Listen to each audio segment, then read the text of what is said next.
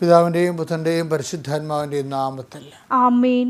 എൻ്റെ പ്രിയപ്പെട്ടവരെ, ഇന്ന് മാർച്ച് 20 വ്യാഴാഴ്ച. എല്ലാവരും ഈ ശുശ്രൂഷയിലേക്ക് ഹൃദയമായ സ്വാഗതം. എല്ലാവർക്കും പ്രാർത്ഥനാ നിർഭരമായ സുപ്രഭാതം.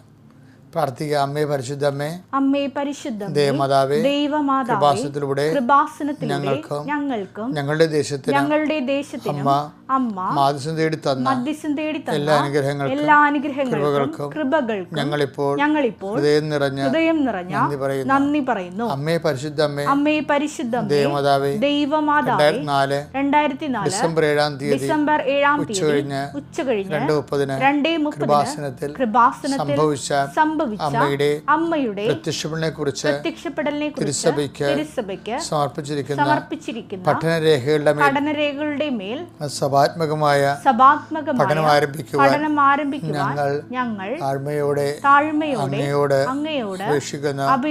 അമ്മേ പരിശുദ്ധമേ, ഭൂസ്വലോകങ്ങളുടെ രാജ്ഞിയായ അങ്ങേക്ക് ഭൗമ സംരക്ഷണത്തിനായി പ്രപഞ്ചപ്രകൃതിയെ തന്നെ തിരുസഭ പ്രതിഷ്ഠിക്കുവാൻ ഈ പ്രത്യക്ഷീകരണം വഴി ഇടയാക്കണമേ. പരിശുദ്ധമ്മേ, ജപമാല മാതാവേ, സകല കൃപാസനം പ്രാർത്ഥനയോടും ചേർത്ത് ഞങ്ങളിപ്പോൾ പ്രാർത്ഥിക്കുന്ന ഈ കുടുംബത്തിന്റെ പ്രത്യേക നിയോഗം പ്രാർത്ഥനാവശ്യം പറ മക്കളെ.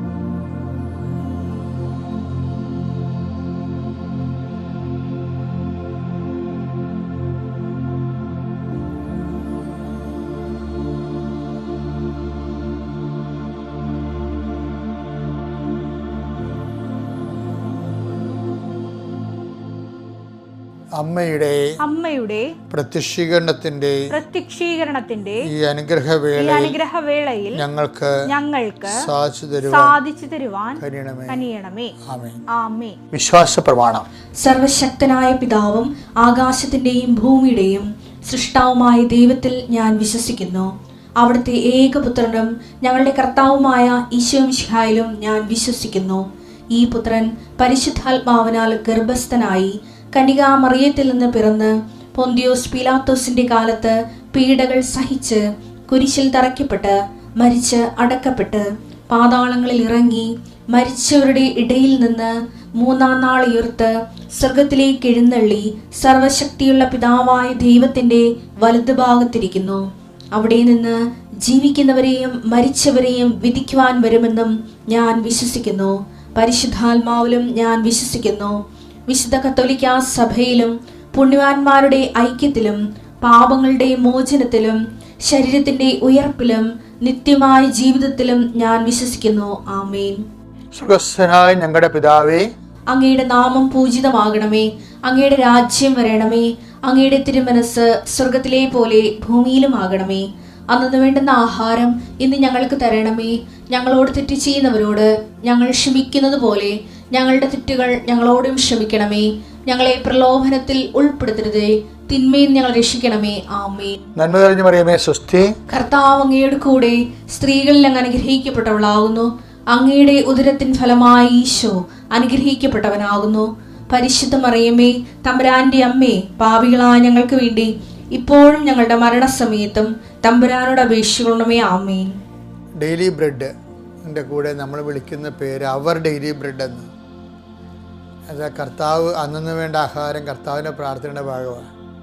അപ്പം കർത്താവിൻ്റെ പ്രാർത്ഥനയോട് ചേർന്നാണ് നമ്മൾ ഇന്നത്തെ ആവശ്യങ്ങൾ സമർപ്പിക്കുന്നത്. അതുകൊണ്ടാണ് നമ്മുടെ പേര് ഇതിന് അവർ ഡെയിലി ബ്രെഡ് എന്ന് വിളിക്കാൻ കാരണം. അന്ന് വേണ്ട ആഹാരത്തിൻ്റെ പ്രെയർ കൺസെപ്റ്റ് കർത്താവിൻ്റെതാണ്. കർത്താവ് നമ്മളെ പഠിപ്പിച്ചതാണ്. കർത്താവെ, അങ്ങ് ഞങ്ങളെ പഠിപ്പിച്ചതുപോലെ ഇന്നത്തെ ആവശ്യത്തിനു വേണ്ടി ഞങ്ങൾ അങ്ങയുടെ തിരുസന്നിധിയെ പ്രാർത്ഥിക്കുന്നു. കർത്താവെ, നിൻ്റെ വിശുദ്ധ പൗരോഹിത്യത്തെ നീ മഹത്വപ്പെടുത്തണമേ. കർത്താവെ, സഭയിലുള്ള സാന്നിധ്യം നീ പ്രകടമാക്കണമേ. അമ്മേ, പരിശുദ്ധമ്മേ, ദേവമാതാവേ, അമ്മയുടെ പ്രത്യക്ഷീകരണത്തിൻ്റെ സ്ഥിരീകരണത്തിനായി 39 വർഷം ഞാൻ അർപ്പിച്ച കുർബാനയുടെ യോഗ്യതയാൽ കൃപാസനത്താറെ ജീവനോടെ പ്രത്യക്ഷപ്പെട്ട പരിശുദ്ധ അമ്മയുടെ പ്രത്യക്ഷീകരണത്തിൻ്റെ സ്ഥിരീകരണത്തിനായി പിതാവിൻ്റെയും പുത്രൻ്റെയും പരിശുദ്ധാത്മാവിൻ്റെ നാമത്തിൽ പ്രാർത്ഥിക്കുന്നു. കർത്താവ്, നിൻ്റെ നാമത്തിൽ രോഗികൾ സൗഖ്യപ്പെടണമെന്ന് പ്രാർത്ഥിക്കുന്നു. കർത്താവ്, നിൻ്റെ നാമത്തിൽ ജീവിത ഭാരങ്ങളിൽ ഇരിക്കുന്നവരെ ഈ പ്രാർത്ഥന കൊണ്ട് പ്രത്യേക ആശ്വാസം പ്രാപിക്കണമെന്ന് പ്രാർത്ഥിക്കുന്നു. കർത്താവ്, സാധാരണ ആശുപത്രിയിൽ നിന്ന് ചികിത്സിച്ചിരുന്നവരെ ആ ചികിത്സയുടെ കുറവ് കാരണം വലിയ ആശുപത്രിയിലേക്ക് ട്രാൻസ്ഫർ ചെയ്യുമ്പോൾ തങ്ങൾക്ക് സംഭവിക്കുന്ന വിഷയത്തെക്കുറിച്ച് അപരാധികളും സാമ്പത്തികവും അല്ലെങ്കിൽ അപരിചിതമായ സ്ഥലത്തേക്ക് പറിച്ചു മാറ്റപ്പെടുമ്പോഴുണ്ടാകുന്ന വേദനയും, ആര് കൂടെ നിൽക്കും, ആര് സാമ്പത്തികമായി സഹായിക്കും, അങ്ങനെ ഓരോരോ കാര്യത്തെക്കുറിച്ച് ആന്തരികമായ വേവലാതി കൊള്ളുന്നവരെ കർത്താവെ അനുഗ്രഹിക്കണമേ എന്ന് പ്രാർത്ഥിക്കുന്നു. കർത്താവ്, ഈ പ്രാർത്ഥന അവർക്കുള്ളതാണ്. ഞാൻ ഇന്ന് അർപ്പിച്ച കുർബാന പ്രത്യേകിച്ച് മക്കളുടെ ജീവിതത്തിൻ്റെ അവസ്ഥകളെ അതിജീവിക്കുവാൻ അവർക്ക് പ്രത്യേക അഭിഷേകം നൽകണമേ എന്ന് പ്രാർത്ഥിക്കുന്നു. കർത്താവെ, ഗർഭിണികളായ മക്കളുണ്ട്, അമ്മമാർ, അവിടെ കുഞ്ഞുങ്ങളെക്കുറിച്ച് ടെർമിനേറ്റ് ചെയ്യണമെന്ന് പറഞ്ഞിരിക്കുന്ന അവസ്ഥയിൽ അവർക്കുണ്ടാകുന്ന ആത്മസംഘർഷങ്ങളെ ഒതുങ്ങുന്നതല്ല. ഓരോരോ രോഗത്തെക്കുറിച്ച് ഓരോരുത്തർക്ക് കൊടുത്തിരിക്കുന്ന കാഴ്ചപ്പാടുകൾ തങ്ങൾ രോഗം കൊണ്ട് ഇനി വലയാൻ പോവുകയാണെന്ന് ചിന്തിച്ച് വിഷമിക്കുന്നവരുടെ മേൽ, ഓപ്പറേഷന് പേര് നിശ്ചയിച്ചിരിക്കുന്നവരുടെ മേൽ, അവരുടെ ഭവനങ്ങളുടെ മേൽ കർത്താവിൻ്റെ കാരുണ്യം ചൊരിയണമേ എന്ന് പ്രാർത്ഥിക്കുന്നു. കർത്താവ്, നിൻ്റെ വിശുദ്ധ പൗരോഹിത്യത്തെ നീ മഹത്വപ്പെടുത്തണമേ എന്ന് പ്രാർത്ഥിക്കുന്നു. സഭയിലുള്ള സാന്നിധ്യം പ്രകടമാക്കണമേ എന്ന് പ്രാർത്ഥിക്കുന്നു. 39 വർഷം ഞാൻ അർപ്പിച്ച കുർബാനയും കൃപാസന അൾത്താരെ ജീവനോടെ പ്രത്യക്ഷപ്പെട്ട പരിശുദ്ധ അമ്മയുടെ പ്രത്യക്ഷീകരണത്തിൻ്റെ സ്ഥിരീകരണത്തിനായി അൾത്താരെ നടത്തിയിട്ടുള്ള 10,000-കണക്കിന് ആരാധന ശക്തിയാൽ ഞങ്ങളുടെ മക്കൾക്ക് വേണ്ടി പ്രാർത്ഥിക്കുന്നു. ജോലി ഇല്ലാത്തവർക്ക് വേണ്ടി പ്രാർത്ഥിക്കുന്നു. ജോലിക്ക് വേണ്ടി പരസ്യമയ്ക്ക് വേണ്ടി പ്രാർത്ഥിക്കുന്നു. വിസ എക്സ്പയർ ആവർക്ക് വേണ്ടി പ്രാർത്ഥിക്കുന്നു. വീണ്ടും വിസ അടിച്ചു കിട്ടുന്നതിന് വേണ്ടി പ്രാർത്ഥിക്കുന്നവരുടെ കൂടെ ചേർന്ന് പ്രാർത്ഥിക്കുന്നു. കർത്താവെ കനിയണമേ, കർത്താവെ കനിയണമേ, ക്രിസ്തുവെ കനിയണമേ. കർത്താവെ, അങ്ങയുടെ പീഡാനുഭവത്തെ ഓർത്തും പഞ്ചക്ഷതങ്ങൾ ഓർത്തുകൊണ്ടും ഞങ്ങളുടെ പ്രാർത്ഥന അങ്ങയുടെ ദൃശ്യനെ സ്വീകാര്യമാകണമെന്ന് പ്രാർത്ഥിക്കുന്നു. മുടി കൊഴിയുന്നവരുണ്ട് കർത്താവെ, കണ്ണിന് കാഴ്ച മങ്ങുന്നവരുണ്ട് കർത്താവെ, കണ്ണിന് ഓപ്പറേഷൻ ചെയ്യുന്നവരുണ്ട് കർത്താവെ. അങ്ങനെ എല്ലാവരും അങ്ങ് കണ്ണുകളെ സ്പർശിക്കണമേ. മൂക്കിൽ ദശ വളരുന്നവർ, ആന്തരികമായ അപകടങ്ങളിൽ ശിഷ്ടമുള്ളവർ, കർത്താവ് ഞരമ്പുകൾ ബ്ലോക്കുള്ളവർ എല്ലാവരെയും സമർപ്പിച്ച്, മുഴകളുള്ളവരെ സമർപ്പിച്ച് പ്രാർത്ഥിക്കുന്ന കർത്താവെ. ഈശോ, ജോലിക്ക് പോയി ടെസ്റ്റ് എഴുതി കാത്തിരിക്കുന്നവരെ, 9 പ്രാവശ്യം പരീക്ഷ എഴുതിയിട്ടും തോറ്റുപോയവരെ, അങ്ങനെ പല എഴുത്തുകൾ, പല പരീക്ഷകൾ, പല ഇൻ്റർവ്യൂവിന് അവസാനം മനസ്സ് മടിഞ്ഞ് ഇനി എന്ത് ചെയ്യണമെന്ന് പോലും ഒരു എത്തും പിടിയില്ലാതെ തന്നോട് തന്നെ ദേഷ്യം, എല്ലാവരുടെയും ദേഷ്യമായിട്ട് പ്രാർത്ഥിക്കാൻ തോന്നാത്തവർ, ദൈവത്തോട് മാനസികമായ അകൽച്ചയുള്ളവർ, അവരെല്ലാവരെയും സമർപ്പിച്ച് പ്രാർത്ഥിക്കുന്നു. കർത്താവ്, നിൻ്റെ ഉന്നതമായ നാമത്തിന് സ്വന്തം ചെയ്യട്ടെ. കർത്താവ്, കാർഷിക മേഖലകളെ സംബന്ധിച്ച് പ്രാർത്ഥിക്കുന്നു. കർത്താവ്, ദിവസം ജോലിക്ക് പോകുന്നവരെ, ദിവസം ജോലി ഇല്ലാത്തവരെ, വല്ലപ്പോഴും കൂടെ ഒരു ജോലി കിട്ടുന്നവരെ, അതുകൊണ്ട് കുടുംബം കഴിയാൻ പറ്റാത്തവർ, സാമ്പത്തിക ബാധ്യതയും കടകളും ഉള്ളവരെ, മറിച്ച് മാസം ജപ്തി അവിടെ വന്ന് കിടക്കുന്നവരെ, ഇങ്ങനെ എല്ലാ തരങ്ങളിലും വേദന അനുഭവിക്കുന്നവരെ കർത്താവിൻ്റെ കാരുണ്യം ചൊരിയട്ടെ പ്രാർത്ഥിക്കുന്നു.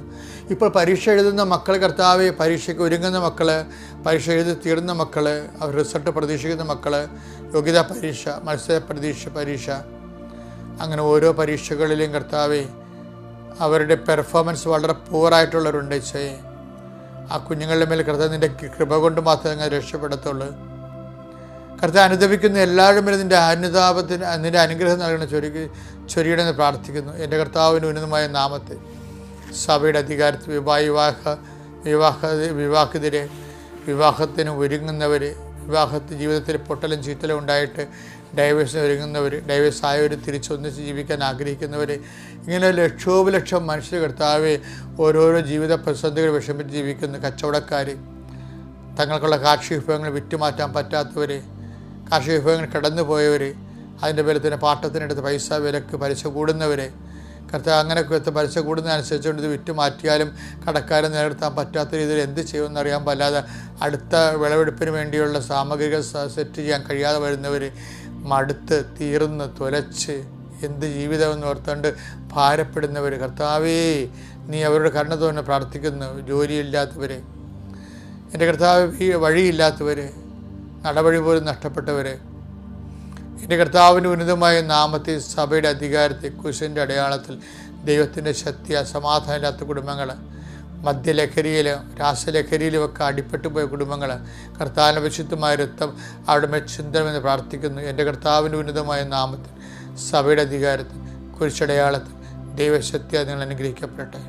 എൻ്റെ പ്രിയപ്പെട്ടവരെ, ഇന്ന് നമ്മൾ പരിശോധിക്കുന്നത് ഹൃദയ പരമാർത്ഥതയോടെ തന്നെ വിളിച്ചപേക്ഷിക്കുന്നവർക്ക് ദൈവം സമീപസ്ഥനാണ്. ഉടമ്പടിയുടെ ഒരു പ്രധാനപ്പെട്ട പ്രമേയം പ്രസൻസാണ്, ദൈവത്തിൻ്റെ സാന്നിധ്യമാണ്.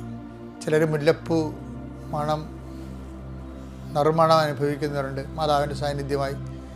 ചിലർ മഴവില്ല് കാണുന്നവരുണ്ട്, ചിലർ മാതാവിൻ്റെ സ്വപ്നം കാണും. അപ്പം അങ്ങനെ ഓരോരോ രീതിയിലുള്ള സ്വപ്നങ്ങൾ, ദർശനങ്ങൾ, വ്യത്യസ്തമായ രീതിയിൽ ദൈവത്തിൻ്റെ പ്രസൻസ് ആൾക്കാർ അനുഭവിക്കുന്നുണ്ട്. ദൈവമാതാവിൻ്റെ പ്രസൻസ് അനുഭവിക്കുന്ന ഒരു മാധ്യസ്ഥ, നിനക്ക് വേണ്ടി ദൈവദർശനതയിൽ മാധ്യസ്ഥം വഹിക്കാൻ ഒരാളുണ്ടെന്നുള്ള ഉറപ്പ് നിനക്ക് നൽകുന്നത് ഈ മുല്ലപ്പൂ സുഗന്ധങ്ങളിലൂടെയും മഴവെയിലിൻ്റെ ദർശനങ്ങളിലൂടെയും സ്വപ്നങ്ങളിലൂടെയൊക്കെയാണ്. അത്തരം പ്രസൻസിന് ഉപയോഗപ്രദമായ ഒരു വചനമാണ്. അങ്ങനെയുള്ളവർ ശ്രദ്ധിക്കേണ്ട വചനമാണ്. അല്ലാതെ അത് ലഭിക്കാൻ ആഗ്രഹിക്കുന്നവർ ശ്രദ്ധിക്കേണ്ട വചനമാണ്. സങ്കീർത്തനം 145:18. തന്നെ വിളിച്ചപേക്ഷിക്കുന്നവർക്ക് ഹൃദയ പരമാർത്ഥതയോടെ വിളിച്ചപേക്ഷിക്കുന്നവർക്ക് കർത്താവ് സമീപസ്ഥനാണ്. I will come with you wherever you go. നമ്മൾ എപ്പോഴും പറയണതല്ലേ, നിങ്ങൾ എവിടെ പോയാലും ഞാൻ നിങ്ങളുടെ കൂടെ അവിടെ ഉണ്ടാകുമെന്ന്. അപ്പോൾ ദൈവത്തിന് വാക്ക് പാലിക്കും. പക്ഷെ നമുക്ക് അനുഭവവേദ്യമാകുക എന്നുള്ളത് ഇറ്റ്സ് അനദർ തിങ്. ദൈവം നമ്മളുടെ കൂടെ ഉണ്ട്. ഇപ്പം കർത്താവിനെ എന്താ പറഞ്ഞത്? ലോകത്തിൻ്റെ അവസാനം വരെ ഞാൻ നിങ്ങളുടെ കൂടെ ഉണ്ടായിരിക്കും. അപ്പോൾ ദൈവം എന്ന് പറയുമ്പോൾ അതിന് പൊള്ള വാക്കുകളോ പൊട്ട വാക്കുകളോ ഒന്നും പറയത്തില്ല, പൊയ് വാക്കുകളൊന്നും പറയത്തില്ല. അതുകൊണ്ടാണ് നമ്മൾ സത്യവേദ പുസ്തകം എന്ന് വിളിക്കുന്നത്. കർത്താവിൻ്റെ വചനം സത്യമാണ്. അപ്പോൾ അതുകൊണ്ട് തന്നെ, പക്ഷേ കർത്താവിൻ്റെ 2 വാഗ്ദാനങ്ങൾ എന്താണ്? കാലത്തിൻ്റെ അവസാനം വരെ. വായിച്ചേ, മത്തായി 28:20. യുഗാന്തം വരെ എന്നും ഞാൻ നിങ്ങളോട് കൂടെ ഉണ്ടായിരിക്കും. അപ്പോൾ സ്വാഭാവികമായിട്ടും അത് കർത്താവ് നൽകിയ അന്ത്യവാഗ്ദാനമാണ്. പഴയ നിയമത്തിൽ ഇതേ വാഗ്ദാനങ്ങളുണ്ട്. ഉടമ്പടിയുടെ പ്രധാന പ്രമേയങ്ങളൊന്നാണ് ജോഷുവ 1:9. നിന്റെ ദൈവമായ കർത്താവ് നീ പോകുന്നിടത്തെല്ലാം നിന്നോട് കൂടെ ഉണ്ടായിരിക്കും. ഇത് ദൈവത്തിൻ്റെ വാഗ്ദാനമാണ്. അപ്പോൾ ഇതിൻ്റെ അകത്ത് യാതൊരു കോംപ്രമൈസും ഇല്ല, ഒത്തുതീർപ്പില്ലാത്ത വാഗ്ദാനമാണ്. പക്ഷേ എൻ്റെ പ്രോബ്ലം എന്താ? 2 കാര്യങ്ങളുണ്ട്. ഒന്ന്, കാണാതെ നമ്മൾ വിശ്വസിക്കണം. ചിലത് നമുക്ക് കണ്ട് വിശ്വസിക്കുകയും ചെയ്യാം. 2 തരത്തിൽ ദൈവത്തിൻ്റെ പ്രസൻസ് നമുക്ക് ഫീൽ ചെയ്യാം. ഒന്ന്, കാണാതെ വിശ്വസിക്കാം. രണ്ടാമത്തത് കണ്ട് വിശ്വസിക്കുക. ഇത് 2ൻ്റെയും ആള് ആരാണ്? തോമാശ്ലീഹയാണ്. നമ്മൾ കാണാതെ വിശ്വസിക്കുന്ന കാര്യം പറയുമ്പോൾ മാത്രം തോമാശ്ലീഹനെ പ്രതിയാക്കും. അതല്ല, കണ്ട് വിശ്വസിക്കാൻ ഒരു ശിഷ്യന് അവകാശമുണ്ട്. യോഹന്നാൻ 20:29. യേശു അവനോട് പറഞ്ഞു, നീ എന്നെ കണ്ടതുകൊണ്ട് വിശ്വസിച്ചു.